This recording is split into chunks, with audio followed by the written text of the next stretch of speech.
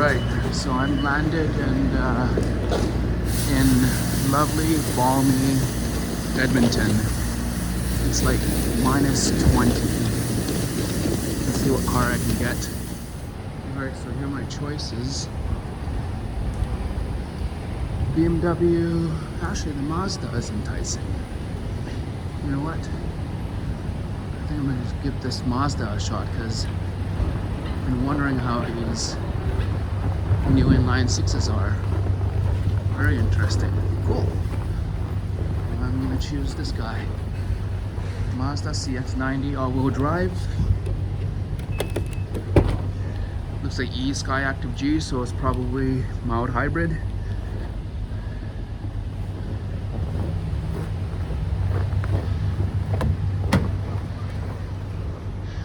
$460 kilometers. Perfect. I'll take it. Alright, so it's nice and toasty in here already. They must have kept the engines on. See all the other cars, the engines are actually on because it's so cold. See? Minus 18 Celsius. Actually, it has 3,600 kilometers on here. So it's not quite brand new, but regardless. Hey guys, so I'm in the Mazda CX-90. So far the impressions are good. I can't get the Apple CarPlay to go though, because I think I need a cord, like a wired USB cord, which is sort of odd. The car's quite smooth. The power delivery is quite smooth as well. I mean, I expect that from the inline six. Relatively quiet. I can tell the active noise cancellation is pretty good in this car. When I'm speaking, I can hear a little bit of a muffle, so the ANC is quite aggressive in this car, which is good. You know, it gives you a nice quiet ride. The suspension seems to be pretty stiff, as you can tell so far. So yeah, enjoying it so far. The heated seats are nice and warm. The steering wheel is warm as well. Could be hotter, but good enough.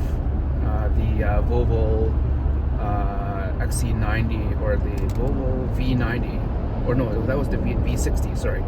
The V60 I had a few weeks back had way hotter steering wheel, but even having the heated steering wheel is a treat already, right? So I'm fine with that. I'll keep updating you guys. Just a few initial quick impressions. This model is probably one of the base models, so you can see that there is no moonroof. And then this center stack this part of it is just plain plastic, which I guess the higher models will have a nicer, you know, whether it be wood finish or metal, aluminum finish or whatever it may be, right? But this one has just basic textured plastic. Yeah, just a quick initial comment on that. And then this part of it, this looks a little bit loose. Well, it isn't. It's just the tweeter holder for the door, and I guess it just doesn't fit 100%. Seems like it anyway, but it's fine. Just a note there for you, some of you guys that are going to be a little bit more precise about things. And do you hear that little bit of a rattle? I'm going to turn off the HVAC down to low. There's a bit of a rattle coming from the engine. I could hear it even with the door closed.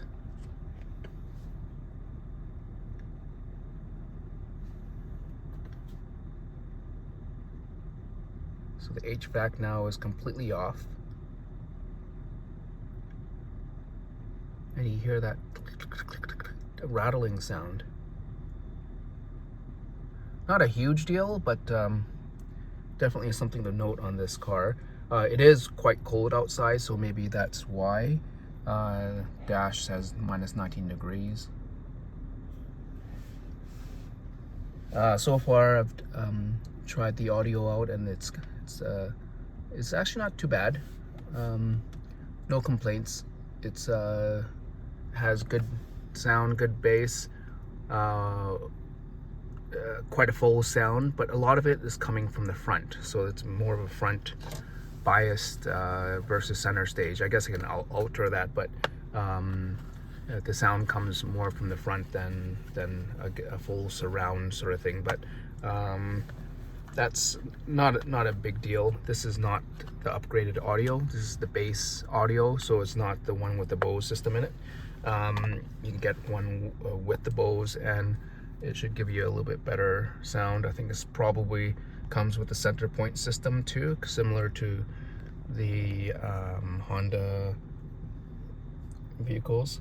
Excuse me.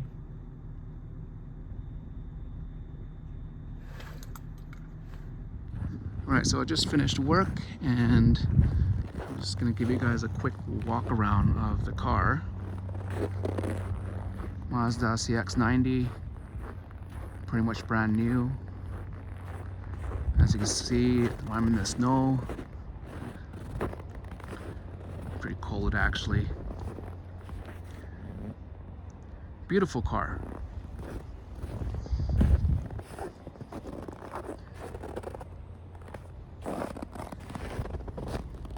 Probably should have turned it on, but these look like they're 20s Yokohama tires. I'll take another video in the morning, but yeah, this red actually does really have a nice pearl effect to it. Definitely really like it a lot. Okay, so here is a little bit of the night effects.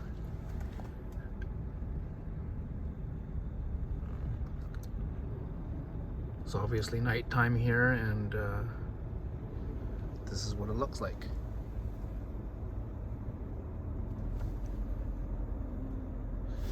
This is probably one of the base models, I think, so the screen is not, I mean, it's fine, works. Let's put it into reverse. You notice that the screen is not overly sharp, but it's sufficient. Actually, the resolution is not bad.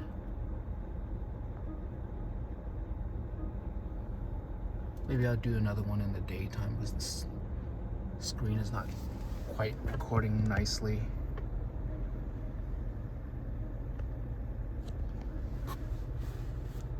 Put it back into park. It's not really focusing, but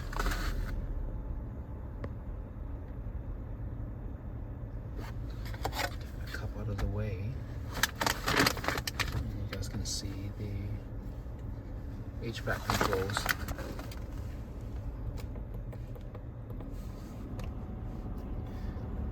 So you got temperature. The way it works is that you actually have to press down to go higher and press down to go colder. I guess you get used to it, it's not really a big deal. I did notice that the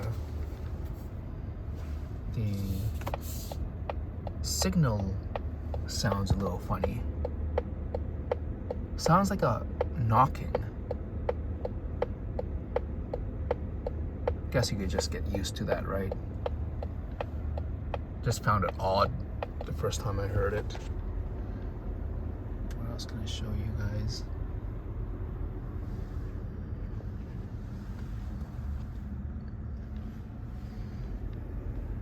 As you can see, I just did my Costco run for the week.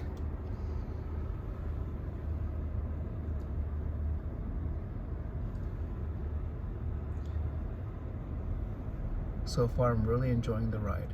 So now I'm on the Mazda site. I believe the 3.3 Turbo Preferred is the one I'm driving. This is the US price. It's at about $40,500.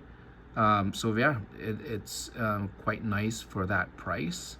I believe there is a plug-in hybrid for 2025. Right now, all of these ones are 3.3 turbo inline six with a mild 48 volt hybrid. So this is what you get for these prices.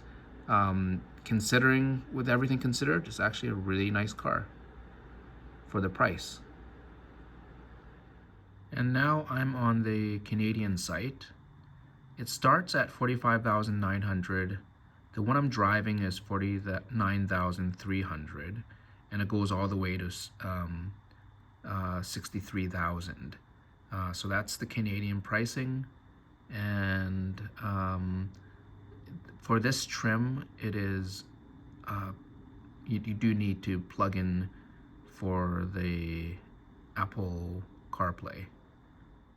And now I just wanted to take a look at the engines and specifications.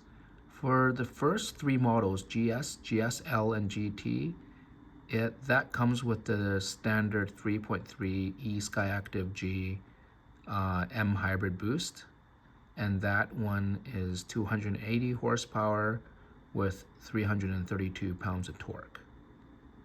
And obviously it's direct injection turbo. And then with the GTP and signature trim, which is the top models, you get the upgraded power. Looks like it's the same engine, but you just unlock 340 horsepower and 369 pounds of torque. And all of the trims recommend high octane fuel, 91 and above. Premium, actually, you know what? I stand corrected. Regular unleaded for the GS, GSL, and GT, and then premium for the GTP with the higher horsepower output. So that's interesting. So it looks like all the trims come with leather. With regards to the system, the sound system anyway, we have to go with the GT line. Starting with the GT line and above, that will give you the Bose premium audio sound system. 12 speakers instead of 9, and it's the Centerpoint 2 surround technology and Audio Pilot 2 noise compensation technology. So I take it that the sound suppression, or the ANC, active noise cancellation, is a little bit stronger in the higher trims. And the GT line does come with 21-inch. The lower trims come with 19s, not 20s. And it is the Yokohama Highlander for the 19s. The 21-inch rims, I'm not too sure what the type of tire it is, but the 19s does come with the Yokohama Highlander SUV tires, which seems to have relatively good road manners so far. Good morning, everyone. It is minus 26 degrees Celsius, and I'm going to be doing a cold start in the CX-90. Let's see if the doors open. Oh, they do open. Alright. So listen to this.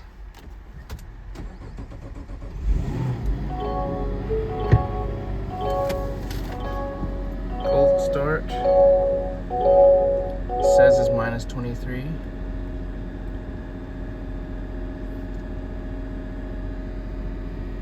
Now I have to wipe all the snow off.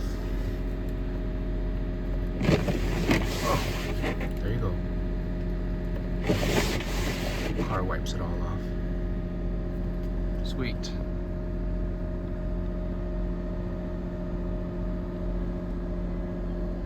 I found a bit of a dent on the car. Check that out. Certainly dented. Pretty sure it was already there. So we'll see what happens. Hey guys, okay, so I'm gonna do another cold start for you. Let's see. It's quite cold, so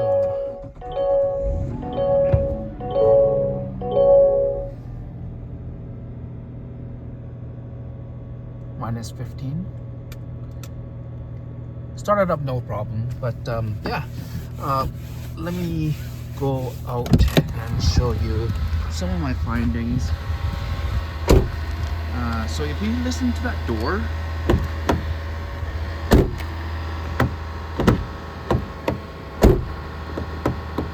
it's not bad. The door handles anyway. Let's see the back.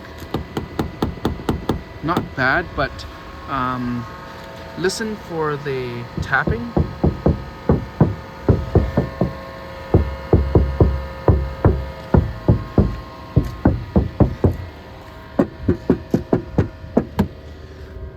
While the fit and finish is good, it definitely doesn't have that solid thunk of, let's say, a BMW. Well, this one doesn't count because obviously the license plate is a little loose probably, but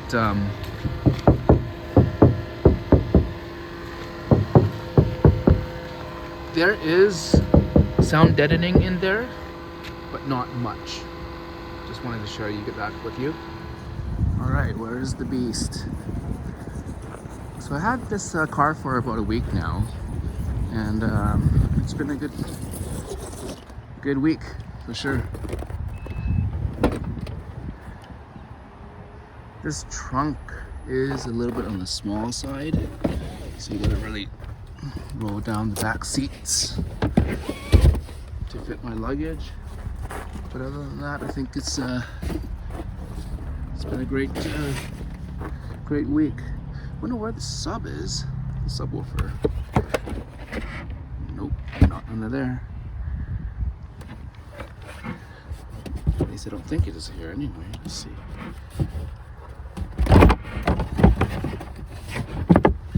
Oh, it's just the spare tire under there.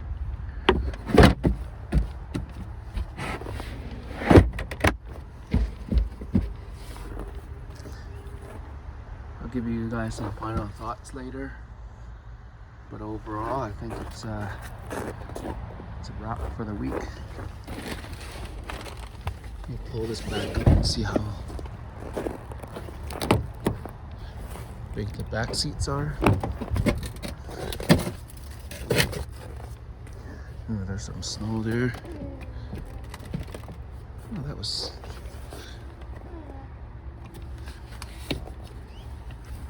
There you go.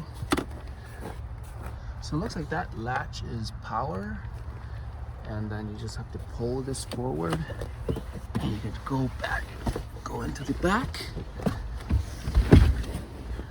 Ooh.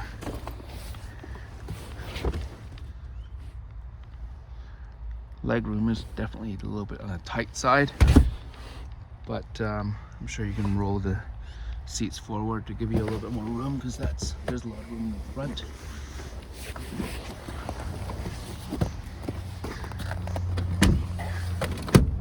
Roll it back.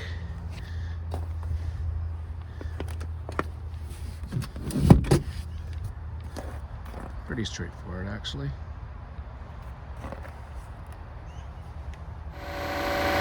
There's the engine bay. Everything is covered up, so you can't really see much.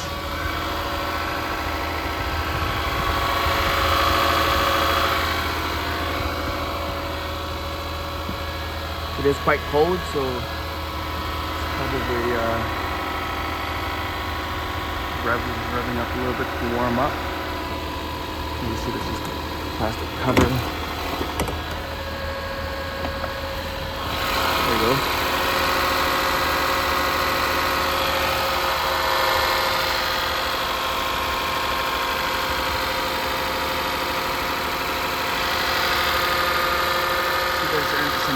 insulation there.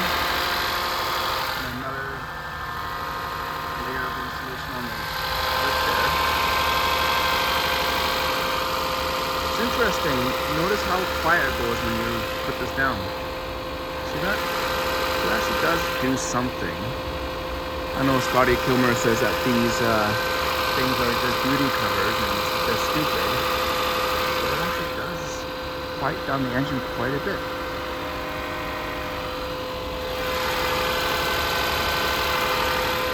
Yeah, cool. All right, so just a few closing thoughts about my week with this car. I'm thoroughly impressed overall. Very happy with its performance and quietness, and really no big complaints.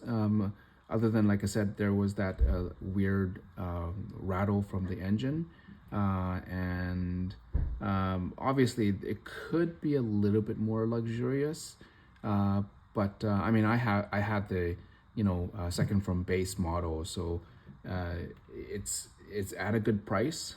I think it starts around that 52,000 Canadian, and the one I had was only, I think, 56 or so. But anyways, either way, it's a bargain, basically a bargain for what it is. The drivetrain, good inline six, mild hybrid, decent power, smooth ride, and it's relatively spacious, except in the back area. But I think with the inline six, it does take up a little bit more room in the front, obviously, and then the back suffers. It is smaller than the Grand Highlander, but that is because of the longer, longitudinally mounted inline six in the front, right? So you're gonna lose a little bit of space. But I mean, if you're not gonna be hauling everyone in the car all the time, then I think it's gonna be a good sacrifice to get that inline six drivetrain. Very well behaved, and other than that, everything was good, and I was thoroughly impressed with just overall design. It's a very nice, clean, fresh design. I like the way the sides are very smooth, and they certainly did do an excellent job with fit and finish.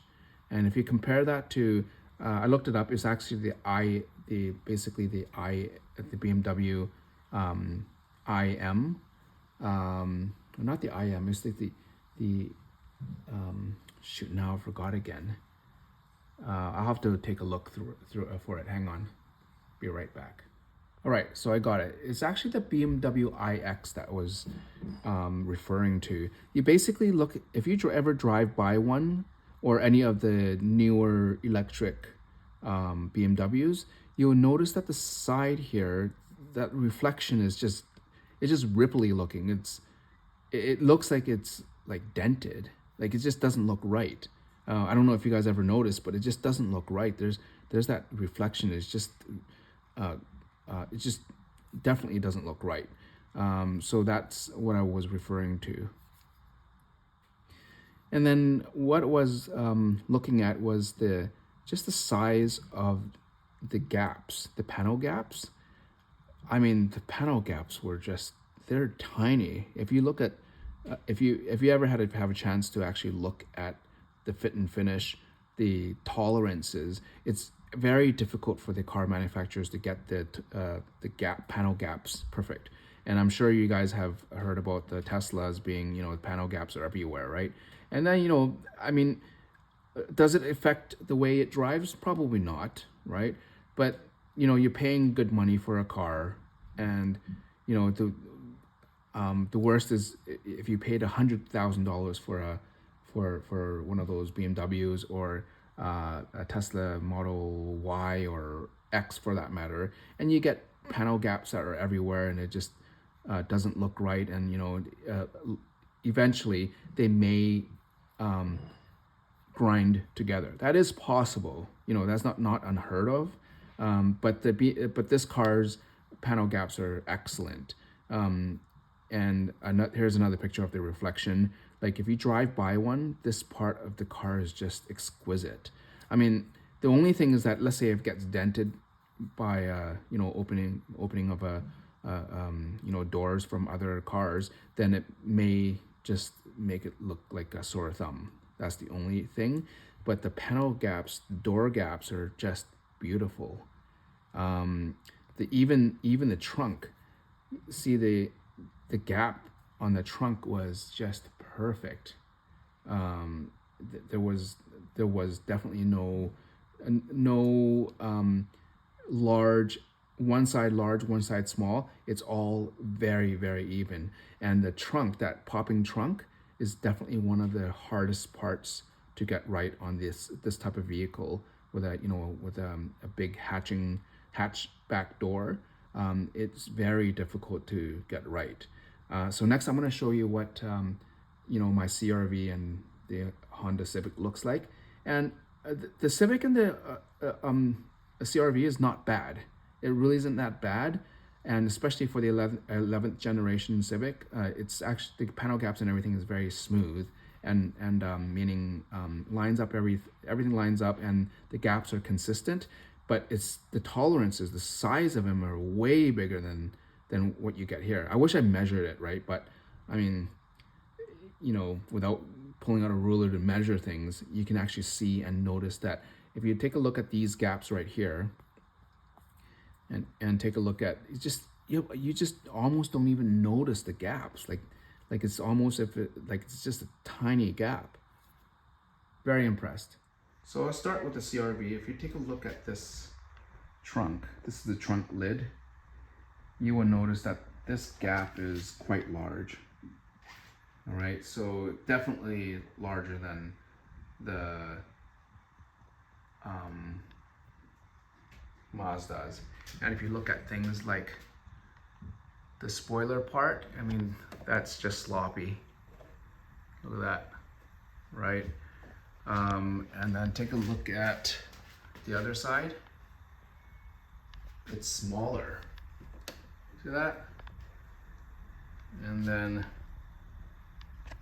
the gap is just huge, right? And if you look at this, if you look at the gap of, here's my tires, right? So this Defender. So if you look at the gap here, and then compare it all the way up to here, it's bigger. It's not even, and there's no damage on this. This side is better, so it's even, right? So this is the other left side of the car. It's better, but take a look at the video earlier. You know, rewind and take a look at the CX-90s. The gap is tiny, like it's almost not even there, right? So definitely there's a lot of superior parts to that car. You know, my door is not bad here. It's actually not bad here, but the size of the gap in the front is way bigger. So the Civic, if you take a look at the back here, that's the back trunk. I mean, it's not bad, but it's definitely bigger. And yeah, the gaps definitely are different. And you take a look at the door gap in the back door, definitely larger.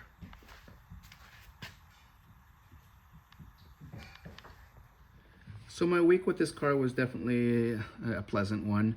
Would I buy one? Probably. If I could afford it, I would definitely do that upgrade.